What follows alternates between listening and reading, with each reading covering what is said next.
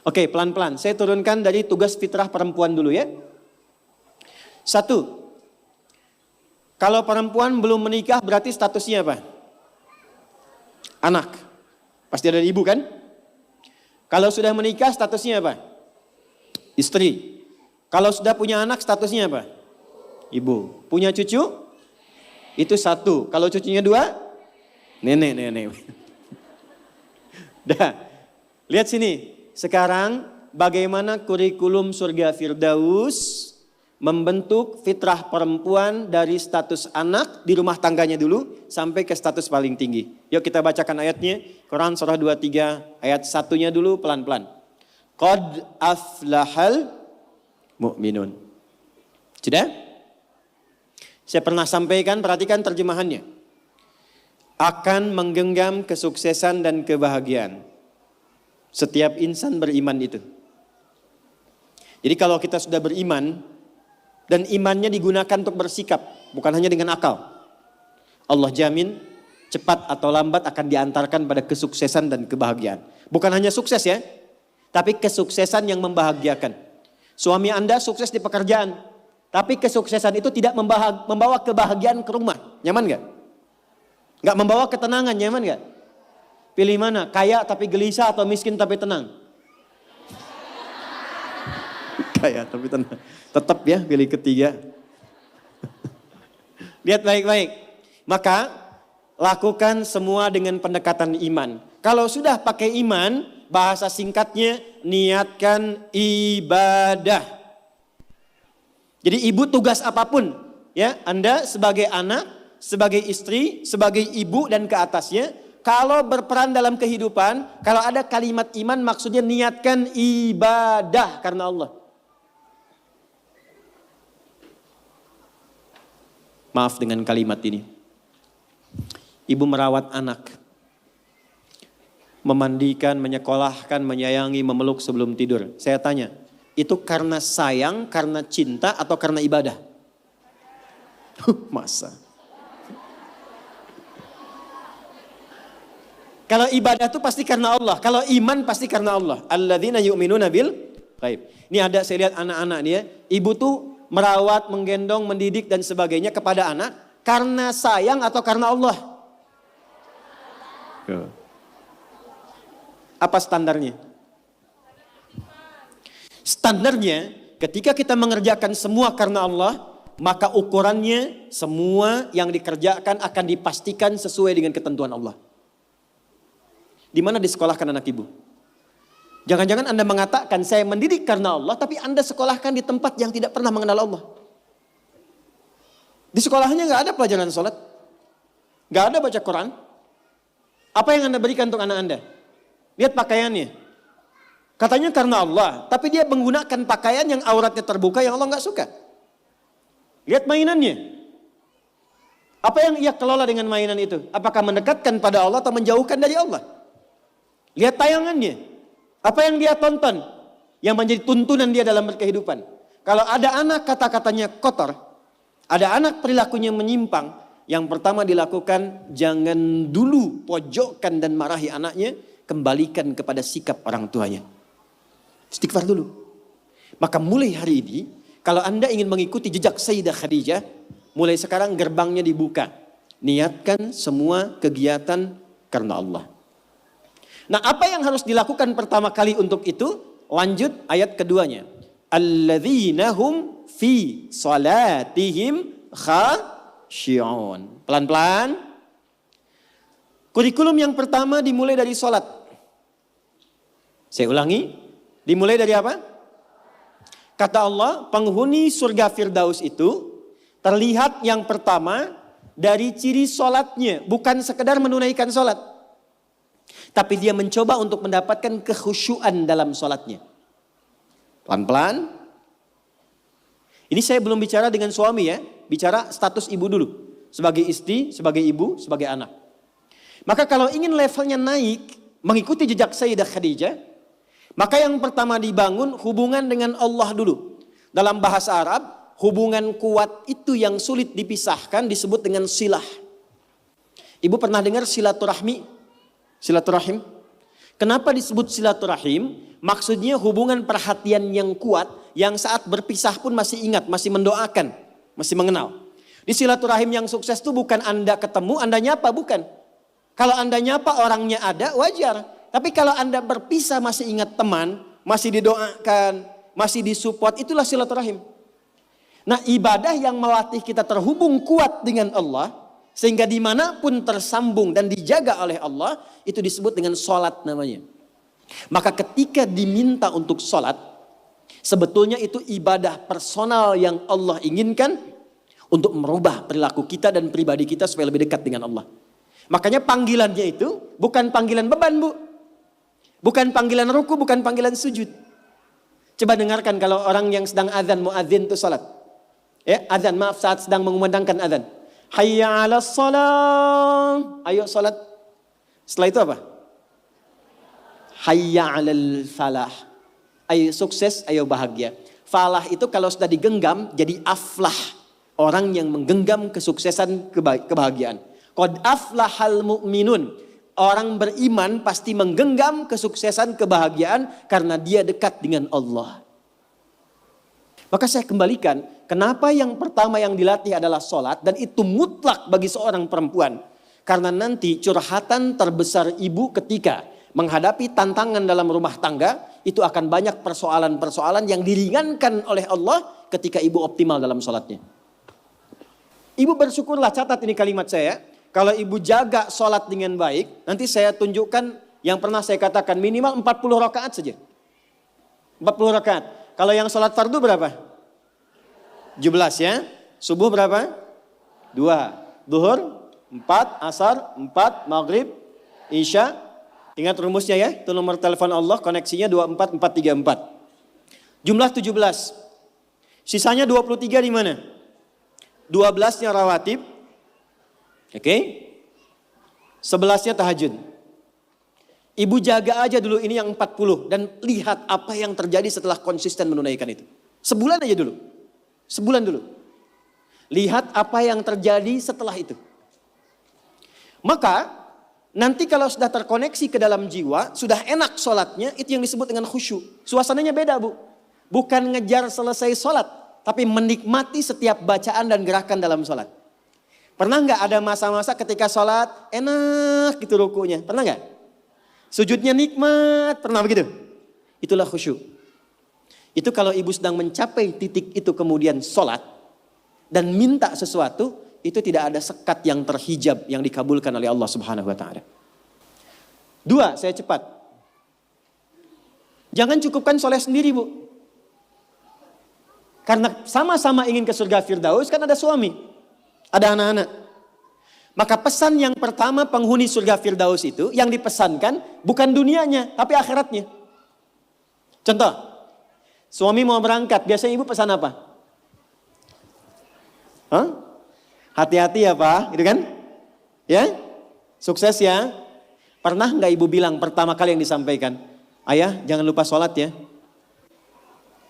Pernah nggak? Tuh. Sekarang hari apa? Yang ke masjid siapa? Laki-laki perempuan? Yang ke masjid suami ibu, yang ke masjid laki-laki. Pernah nggak ibu siapkan pakaiannya? Pernah, bagus. Pernah nggak siapkan parfumnya? Bagus, tapi pernah nggak ibu bisikkan di telinganya? Pak, nanti pas khatib duduk di antara dua khutbah, doakan rumah tangga kita samara sampai surga ya. Pernah nggak? Belum. Padahal di situ ada pesan kuatnya. Di situ ada hikmah indahnya. Jadi ternyata sholat itu ketika dimunculkan ciri pertama, kita kemudian tebarkan ke semua anggota keluarga. Bu, kalau cuman hafal waktu sholat, itu iman standar. Surganya standar. Penghuni surga Firdaus, dia menyiapkan sebelum waktunya. Oleh karena itu pulang dari sini, jangan sampai di rumah nggak ada jadwal sholat, Bu. Print out, bikin. Saya suka tempelkan di dinding rumah, di kamar, kadang-kadang di meja makan. Sehingga begitu yang terlihat sebelum nunggu menu makan, waktu sholat. Jelas? Oke. 2. Walladzina hum 'anil lagwi mu'ridun. Agak cepat. Kita nanti akan bahas 3 saja. Walladzina hum, orang-orang yang menginginkan surga Firdaus itu, 'anil lagwi, dari hal yang tidak penting, yang tidak ada manfaatnya, mu'ridun, dia hindari. Saya ulang ya. Dari segala hal yang tidak bermanfaat, dia menghindar. Menghindarkan diri dari segala yang tidak penting. Jadi penghuni surga Firdaus itu orientasinya yang bermanfaat saja. Yang penting apa? Kalau ada pertemuan, manfaat gak? Penting gak? Ada kumpul-kumpul, penting gak? Ada pengajian, pengajiannya bermanfaat atau cuman kumpul-kumpul datang saja? Penghuni surga Firdaus, dia petakan semua kegiatannya dalam frame segala yang bermanfaat, segala yang penting saja. Sekarang mulai ibu evaluasi, bawa ke rumah. Dari ujung kepala sampai dengan ujung kaki. Mohon maaf sekali, pelan-pelan. Mohon maaf sekali. Cek ya. Cek. Coba agenda selama ini yang sudah dilakukan. Berapa kali lisan berkata yang tidak baik? Mata melihat yang tidak baik. Ibu punya agenda perkumpulan di mana saja? Anak-anak ditempatkan di tempat ngumpul di mana saja? Cek evaluasi semua, termasuk aktivitas suami, kira-kira bermanfaat gak untuk kehidupan? Dudukan semua itu, kemudian telaahi dengan baik, bikin kurikulum, maka mulai belajar misalnya ambil target per bulan. Latihan dari lisan dulu. Sepakat semua keluarga. Pak, anak-anak, kita sebulan latihan berkata yang baik-baik ya. Kalau ada nggak sepakat, katakan dengan cara yang baik. Kalau melihat ingin bertutur, katakan dengan cara yang benar. Yang tak bermanfaat, jauhi. Sekarang coba, ketika ibu bertemu dengan teman, bikin pengajian, bikin tempat kumpul, kalau ingin masuk ke dalam golongan surga Firdaus, pastikan bukan hanya profesinya. Semua apa yang dikerjakan, nilainya berada pada nilai kebaikan. 3, agak cepat. Walladzina hum lizzakati fa'ilun. Ternyata penghuni surga Firdaus juga gemar berzakat. Gemar apa? Baik, zakat itu berapa persen dari harta? 2,5 minimalnya. Bisa nggak berzakat kalau nggak ada uangnya? Hah? Berarti perintah berzakat sekaligus perintah untuk mencari materi kan? Supaya bisa zakat kan? Makanya dalam Islam nggak dilarang. Silahkan suami mencari nafkah, bekerja, ibu punya bakat bisa jualan. Sayyidah Khadijah jualan nggak? Pedagang nggak? Sukses nggak? Bukan cuma sukses, sangat sukses. Hasilnya luar biasa. Nanti kita cerita. Tapi yang ingin saya katakan, ibu kalau sekarang bikin hijab face misalnya, ada yang bikin kerudung, bikin kue, bikin macam-macam, itu nggak dilarang, silahkan. Sepanjang tidak mengabaikan tugas pokok yang ada di rumah yang melekat kepada ibu. Silahkan. Tapi niatkan tujuannya untuk apa? Niatkan tujuannya untuk mengabdi kepada Allah supaya bisa zakat. Terakhir, kita gabungkan ketiganya. Saya ulang, kita gabungkan ketiganya. Uang sudah dapat. Awas ya, ini untuk pribadi dulu. Dibawa ke rumah. Ibu olah. Biasanya harta suami pun kan diberikan juga ke ibu ya. Sehingga ada adigio mengatakan, harta saya, harta suami, harta. Oke, sekarang bawa bu, pelan-pelan ya. Mohon maaf nanti dengan kata-kata saya ini, karena kita akan mencoba menata lebih baik. Dan jangan mengecilkan orang lain. Ibu bawa pulang ke rumah. Maka kebutuhan pokok pertama kan untuk pemenuhan kebutuhan dalam kehidupan rumah tangga. Tarik ke pribadi. 1, untuk pakaian misalnya. Karena kita sekarang menaikkan level seperti Sayyidah Khadijah. Berpakaian yang bukan hanya pantas. Tapi Allah sukai dan menjadi support untuk suami. Maka perhatikan pakaiannya. Apakah cara berpakaiannya dan koleksi pakaian yang sudah dikumpulkan itu betul-betul menunjukkan pakaian yang disenangi oleh Allah. Contoh, perempuan berjilbab atau tidak? Saya ulang, berjilbab atau tidak syariatnya? Yang sudah berjilbab pertahankan, yang belum kita bantu, doakan, terangkan tentang keutamaan keistimewaan jilbab. Ternyata saking pentingnya jilbab itu,